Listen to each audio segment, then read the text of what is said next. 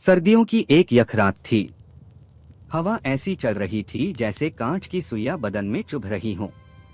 पूरा गांव गहरी नींद में डूबा था, मगर एक छोटी सी कच्ची झोंपड़ी से धुआं भी उठ रहा था और खुशबू भी।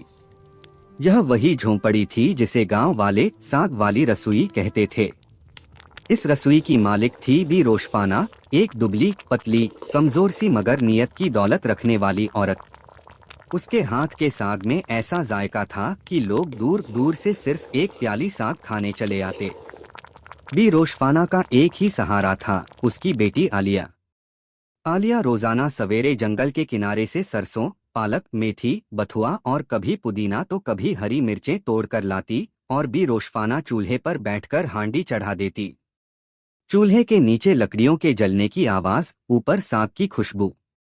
यही उनकी जिंदगी थी, यही उनका रिस्क। बी रोशफाना के घर के सामने ही एक औरत रहती थी, नसरत। नसरत के दिल में हसद की आग दिन ब दिन बढ़ती ही जा रही थी।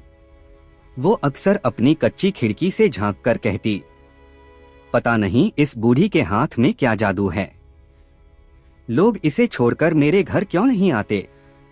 एक दिन उसने गांव में अफवाह फैला दी, रोशफाना साग में कोई टोना टोटका करती है, तभी लोग उसके खाने पर टूट पड़ते हैं।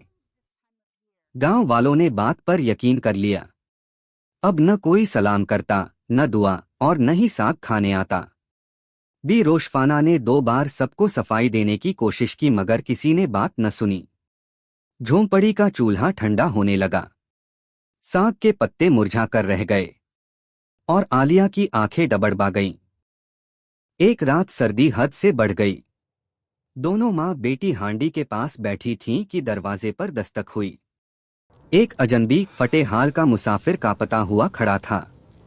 बोला, बीबी, कुछ खाना मिल जाए, 2 दिन से कुछ नहीं खाया। आलिया ने माँ की तरफ देखा। बी रोशफाना ने मुस्कुराहट के साथ कहा, बेटा, भूखे को दरवाजे से नहीं लौटाते। उन्होंने साग और गरम रोटियां उसके सामने रख दी। अजनबी ने शुक्रिया कहकर खाया और खामोशी से चला गया। उसके पास देने के लिए कुछ नहीं था।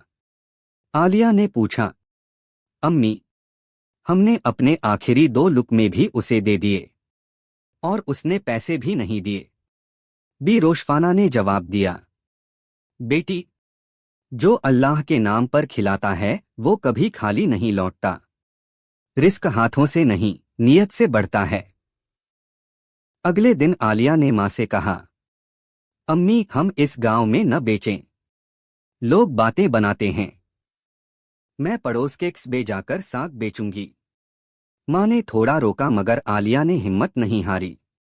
वो मिट्टी के बर्तन में गरम साग और ताज़ा रोटियां रखकर कस्बे की तरफ निकल पड़ी। पहले लोग गुजरते रहे, फिर एक बूढ़े ने पूछा, बेटी, क्या बेच रही हो?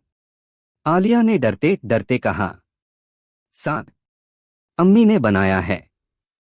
बूढ़े ने खाया। पहला निवाला लेते ही उसकी आंखें चमक उठीं। अरे, ये तो बरसों पहले का देसी जायका है। बेटी, कितना दोगी? उसके बाद लोग खिंचे चले आए। कस्बे में खबर फैल गई, एक लड़की साग बेचती है। मगर ऐसा साग कहीं नहीं। सच्चाई का पर्दा उठा। चंद दिन बाद कस्बे का एक मुअज्ज शख्स गांव आया और सबके सामने बोल पड़ा, मैंने इस लड़की का साग खाया है। इसमें टोना टोटका नहीं, मेहनत की हरारत है, दुआ की खुशबू है। तुम लोगों ने नाहक एक नेक औरत पर इल्जाम लगाया है। गांव वालों के होश उड़ गए। सब लोग बी रोशफाना के घर दौड़े आए, दरवाजे पर हाथ जोड़कर कहने लगे, बीबी, हमें माफ कर दो, हमने आपके साथ बहुत जुल्म किया। बी रोशफाना की आंखों में आंसू आ गए, मगर उन्होंने कहा, मैंने कब किसी से बद्दुआ की? अल्लाह सबके नसीब अच्छे करे। अब साग वाली रसोई फिर से आबाद हो गई। चूल्हा जलने लगा, धुआं उठने लगा और सरसों के साग की खुशबू पूरे गांव में फैल गई।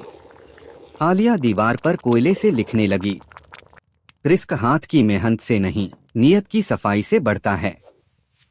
यह जुमला आहिस्ता आहिस्ता पूरे गांव की पहचान बन गया।